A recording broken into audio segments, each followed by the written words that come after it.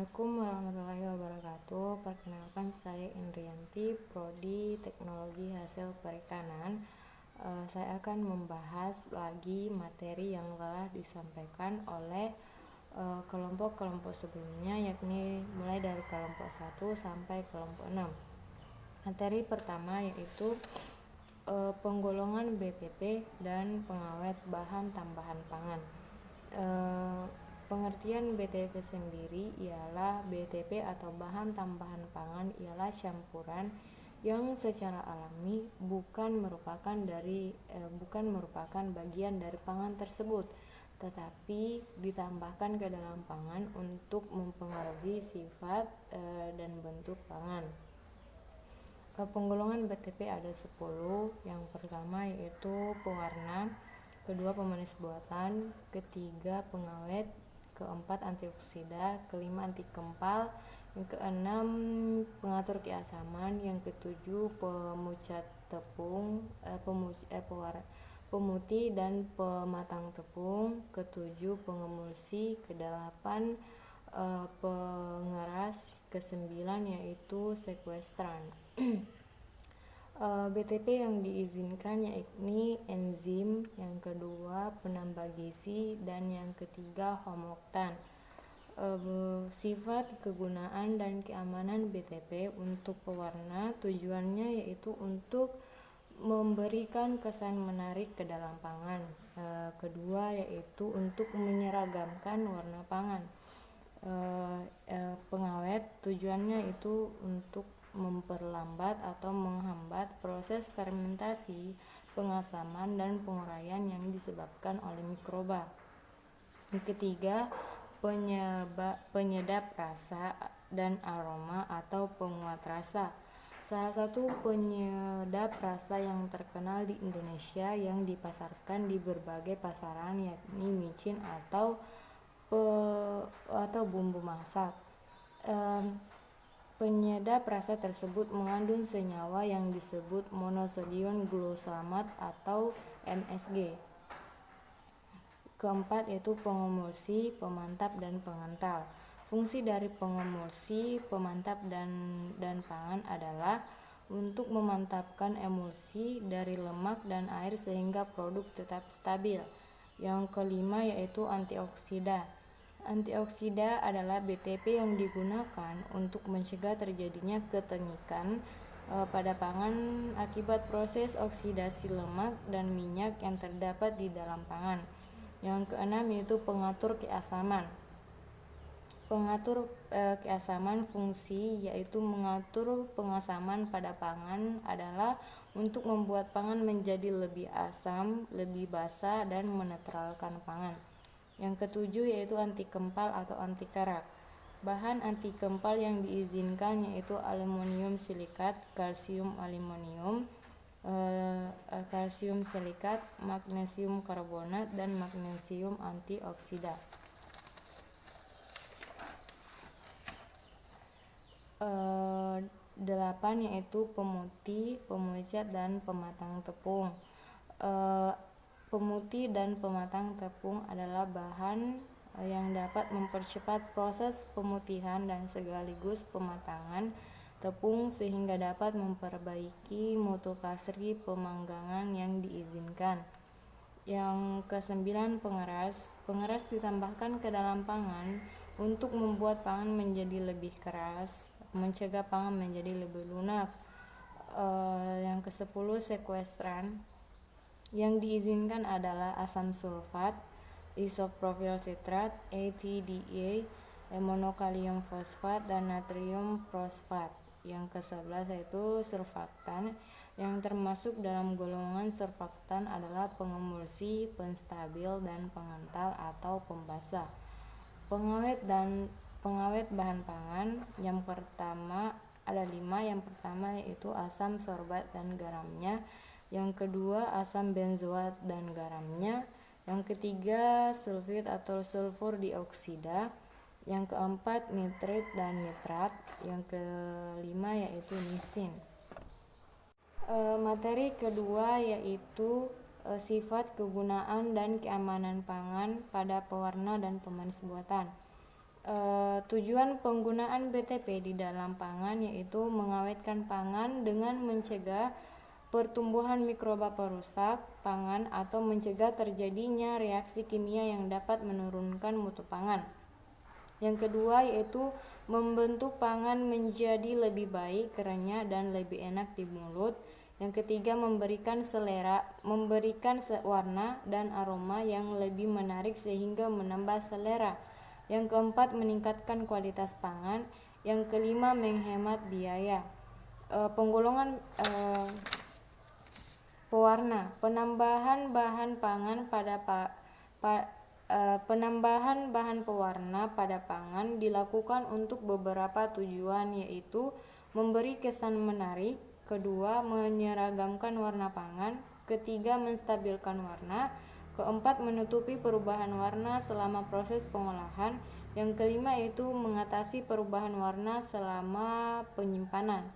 Pemanis buatan. Zat pemanis buatan adalah zat yang dapat menimbulkan rasa manis atau dapat membantu mempertajam penerimaan terhadap rasa manis tersebut, sedangkan kalori yang dihasilkan jauh lebih rendah daripada gula.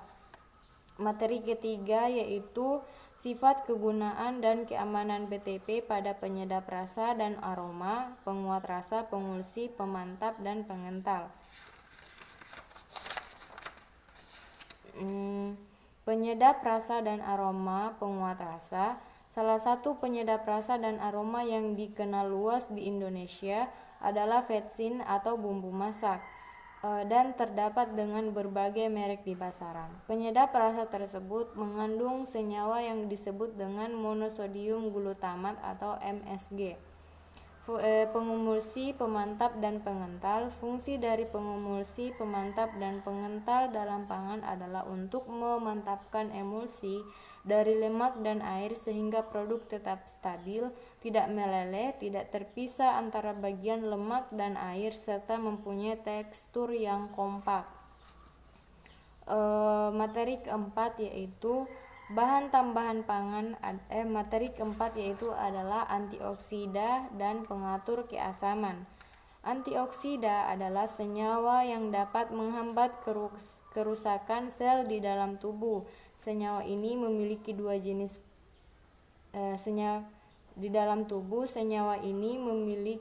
jenis fungsi apabila ditambahkan ke dalam produk pangan, yaitu fungsi nutrisi dan non-nutrisi. Fungsi nutrisi peran antioksida dalam pangan yaitu mempertahankan produk, mencegah ketengikan, perubahan nilai gizi, dan yang keempat perubahan warna dan aroma. Fungsi nutrisi antioksida antara lain menghambat kerusakan sel tubuh, mencegah beberapa penyakit fatal, kanker, dan tumor, menghambat penuaan dini. Sedangkan fungsi non-nutrisi antioksida adalah menghambat reaksi oksidasi lemak yang mungkin terjadi di dalam produk pangan. Antioksida alami adalah yang berasal dari tanaman dan ditambahkan ke produk pangan dalam bentuk tanaman aslinya atau hasil ekstraksinya. Contoh antioksida alami yaitu tokoperol atau vitamin E, beta karoten atau vitamin A, dan asam askorbat atau vitamin C. Materi selanjutnya yaitu pengatur keasaman. Pengatur keasaman atau asidulan merupakan senyawa kimia yang bersifat asam dan salah satu dari bahan tambahan pangan yang sengaja ditambahkan ke dalam pangan dalam berbagai tujuan.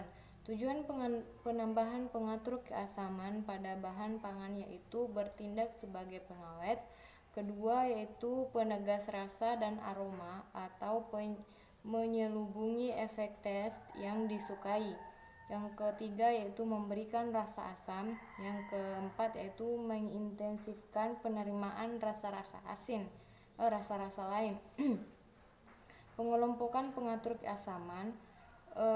Pengasaman terbagi beberapa macam, yaitu asam asetat, asam asetat, suksinat, tarta, malat, fumarat, laktat, pirufat, sitrat, piropropil, dan ostofosfat. Yang kedua yaitu basa terbagi beberapa macam, yaitu kuis-karbonat, natrium birokarbonat, natrium hidroksida, dan amonium birokarbonat. Penetral terbagi beberapa macam, yaitu asam-asam lemak jenuh dan asam-asam lemak tak jenuh. Materi selanjutnya yaitu pengemulsi, pemantap. Materi selanjutnya yaitu pemutih dan pematang tepung. Pemutih dan pematang tepung adalah bahan yang ditambahkan untuk mempercepat proses pemutihan dan sekaligus pematangan tepung sehingga dapat memperbaiki mutu hasil penanganan. Bahan BTP yang diizinkan yaitu asam askorbat dan natrium asetroiltu laktat. Sedangkan anti kempal atau anti kerak, anti kempal biasa ditambahkan ke dalam pangan yang berbentuk tepung atau bubuk. Oleh karena itu, peranannya di dalam pangan tidak secara langsung, tetapi terdapat di dalam bahan-bahan yang digunakan untuk membuat pangan seperti susu bubuk, tepung, gula pasir, dan sebagainya. BTP yang diizinkan yaitu asium silikat, kalsium aluminium silikat, kalsium silikat, magnesium karbonat, dan magnesium oksida atau magnesium silikat. Jenis BTP yang dilarang digunakan dalam pangan yaitu asam borat dan senyawanya, asam silisat dan garamnya, diatil pirokarbonat, dulsil, kalium klorat, dan kloramfenikol. Larangan penggunaan BTP. Dilarang menggunakan BTP untuk tujuan-tujuan tertentu, yaitu yang pertama untuk menyembunyikan penggunaan bahan yang salah atau yang tidak memenuhi persyaratan. 2. Menyembunyikan cara kerja yang bertentangan dengan cara produksi yang baik untuk pangan. Yang ketiga yaitu untuk menyembunyikan kerusakan pangan. Yang kedua, dilarang memproduksi, mengimpor, atau pengedaran BTP yang dilarang dan belum mendapat persetujuan dari Badan Pengawasan Obat dan Makanan. Selanjutnya yaitu dilarang mengedarkan pangan di dan BTP yang diproduksi oleh produsen yang tidak terdaftar.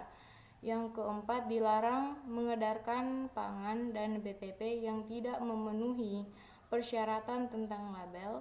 Yang kelima yaitu dilarang menggunakan BTP melampaui batas maksimum penggunaan yang ditetapkan untuk masing-masing pangan yang bersangkutan.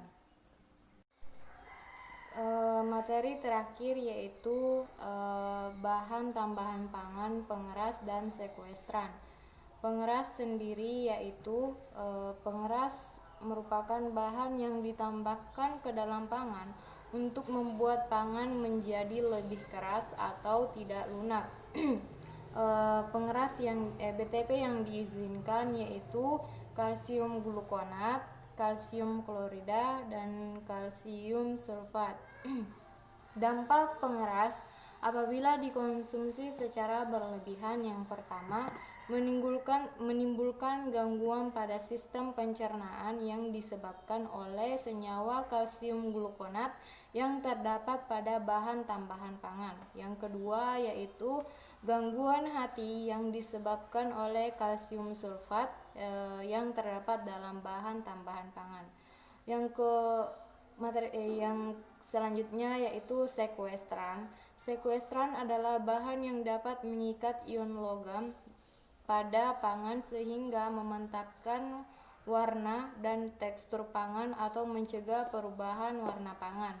BTP yang diizinkan yang pertama yaitu asam fosfat, yang kedua isopropil sitrat, yang ketiga etilen diamin tetraasetat atau EDTA, Yang keempat yaitu monokalium fosfat. Yang kelima yaitu natrium firosfat. Dampak negatif apabila terlalu sering menggunakan atau mengonsumsi sekuestran yaitu rata-rata pertumbuhan lambat pada anak dan remaja. Yang kedua yaitu tidak ada selera atau nafsu makan. Yang ketiga yaitu penyembuhan luka yang lambat. Yang keempat kelelahan yang hebat. Yang kelima kerontokan pada rambut. Yang keenam ketidaknormalan pada kemampuan mengecap rasa dan mencium bau. Yang ketujuh yaitu kesulitan dalam melihat di kegelapan. Dan yang kedelapan yaitu menurunnya produksi hormon pada pria.